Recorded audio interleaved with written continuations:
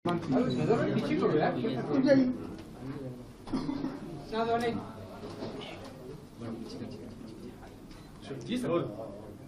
लगता है कि देश का सबसे पुराना राजनीतिक दल कांग्रेस राजनीतिक दिवालियेपन के दौर से गुजर रहा है। इससे अधिक अस्थिरता कांग्रेस में इसके पहले कभी नहीं देखी गई। देश में और प्रदेशों में लगातार हार ने कांग्रेस को बौखला दिया है। मध्य प्रदेश में लगातार जनता का आशीर्वाद जिस तरह से भारतीय जनता पार्टी को मिल रहा है, कांग्रेस बुरी तरह बेचैन है। अभी अभी जो राज्यसभा के चुनाव संपन्न हुए,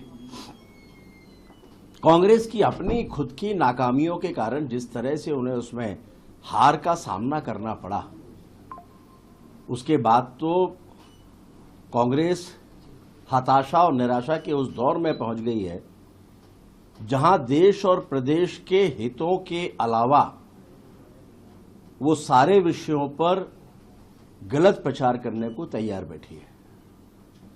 जिस तरह से मध्य प्रदेश के माननीय मुख्यमंत्री डॉक्टर मोहन यादव जी के खिलाफ उन्होंने दुष्प्रचार करने के एक अकारण की कोशिश की, इसमें वो सफल नहीं हुए। उन्होंने आरोप लगाए कि डॉक्टर मोहन यादव जी के पास संपत्ति में वृद्धि हुई उज्जैन में। उन्होंने बहुत सारे आंकड़े प्रस्तुत किए, लेकिन उन्हें इस बात को समझना चाहिए, देश में जनप्रतिनिधि कानून है, जनप्रतिनिधियों के लिए भी कानून है। चुनाव के समय पर प्रत्येक वो व्यक्ति जो चुनाव के मैदान में उतर रहा है उसको अपनी संपत्ति घोषित करना होती है। हलफनामा दिया जाता है और उसमें किसी चीज को छुपाना अपराध माना जाता है। हास्यास्पद यह है कि कांग्रेस ने जो आंकड़े प्रस्तुत किए हैं, डॉक्टर मोहन यादव जी अपने हलफनामे में अपने और अपना परिवार, अपनी पत्नी और अपना स्वयं का और अपने बच्चों के बारे में वो जानकारियां पहले ही हलफनामे के साथ दे चुके हैं। और चुनौती है कांग्रेस को कि उसमें किसी तरह की कोई वृद्धि हुई हो तो वो बताएं। फिर वो कहते हैं कि रिश्तेदार रॉबर्ट वाड्रा जी जब आरनमुला एयरपोर्ट की जमीन के घोटाले में फंसते हैं, टेट्रा ट्रक घोटाले में उनका नाम आता है, तब कहा जाता है कि इसका सोनिया गांधी जी और राहुल गांधी जी से क्या लेना देना। लेकिन यहां डॉक्टर मोहन यादव जी के पिताजी के बड़े भाई के बेटे ने कोई संपत्ति ली है तो उसके लिए जिम्मेदार डॉक्टर मोहन यादव हैं।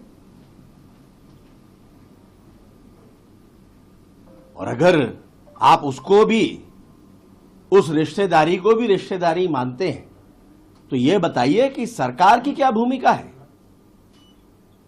अगर कोई संपत्ति गलत तरीके से ली गई होगी तो उस पर कानून अपना काम करेगा, लेकिन ऐसा नहीं है।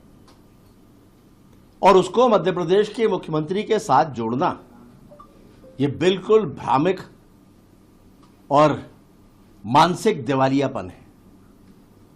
जिस ट्रस्ट की बात हो रही है, इतने वर्षों तक सरकारों में रहने के बाद कांग्रेस ये नहीं समझ पाती कि सरकारी ट्रस्ट और प्राइवेट में क्या फर्क है। अगर जमीन का हस्तांतरण राजस्व मंत्रालय से संस्कृति मंत्रालय को हुआ है 1 रुपए की लीज रेंट पर, तो उसके लिए भी आरोप है। अरे अगर मुफ्त में दिया जा सकता होता तो सरकार मुफ्त में देती। और मैं ऑन रिकॉर्ड कह रहा हूं कि मुफ्त में दिया जा सकता होता तो मुफ्त में देते, क्योंकि सरकार से सरकार को जा रहा है। लेकिन 1 रुपया का वो इसलिए लीज रेंट लगाया जाता है ताकि संपत्ति का मूल स्वामित्व ना बदले। इतनी सी बात भी उनकी समझ में नहीं आती। इसमें कौन सा घोटाला हो गया? सरकार के एक मंत्रालय से सरकार के दूसरे मंत्रालय को संपत्ति का हस्तांतरण हुआ, इसमें कौन सा घोटाला हो गया? कौन सा उसका मालिक बदल गया? डॉक्टर मल्लिकार्जुन खड़गे कांग्रेस के जो राष्ट्रीय अध्यक्ष हैं वो निजी ट्रस्टों को हस्तांतरण करते हैं, वो गलत नहीं है। यहां सरकार को हस्तांतरित कर रही है अपने ही एक मंत्रालय से दूसरे मंत्रालय को, तो वो गलत है। और इसीलिए मैं कहना चाहता हूं कि कांग्रेस ये भूल गई है कि देश में कानून सभी के लिए है। ये जो आरोप उन्होंने लगाए हैं, ये मानसिक अस्थिरता है। और मुझे आश्चर्य होता है कि नेतृत्व आपका अगर बाल बुद्धि है तो उसका मतलब क्या है? आप सबका व्यवहार भी बाल बुद्धि जैसा होगा? राजनीतिक परिपक्वता भी कोई चीज होती है। आरोप लगाइए, अगर कहीं कोई सत्यता है तो आरोप लगाइए। आरोप लगाने में राजनीति का क्षेत्र है, परस्पर आरोप प्रत्यारोप चलते हैं, लेकिन कोई प्रमाण तो दीजिए ठोस। जो प्रमाण दे रहे हैं वो सारे के सारे निरर्थक हैं। और इसके लिए हमारा लीगल सेल विचार कर रहा है। जबलपुर में मानहानि का नोटिस भी आने वाले समय में उनको दिया जाएगा। और कुल मिलाकर कांग्रेस भूल में है, भ्रम में है। इस तरह के आरोप प्रत्यारोप से मध्य प्रदेश के विकास की गति रुकने वाली नहीं है।